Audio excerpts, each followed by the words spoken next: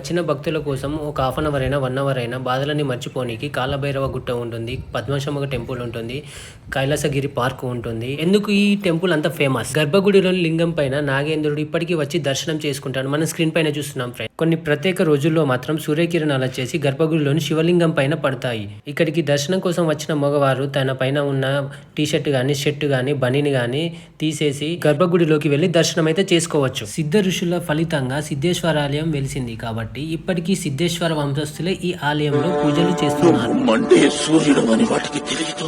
Friends, మనం ఎక్కడైనా టెంపుల్లో ఆపోజిట్ వచ్చేసి గజస్తంభం ఉంటుంది, బట్ ఇక్కడ ఏంటంటే పక్కకి ఉంటుంది గజస్తంభం. ఇలా కొద్ది దూరంగా నడుచుకుంటూ వెళ్తుంటే నాకైతే భయంకరమైన దృశ్యం.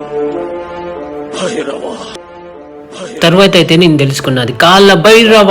శివునితో పాటు కాలభైరవుడు ఉంటాడు. వరంగల్లో ఉండి టెంపుల్ కి అయితే లైక్ చేయండి, షేర్ చేయండి, కామెంట్ చేయండి, సబ్స్క్రైబ్ చేయండి.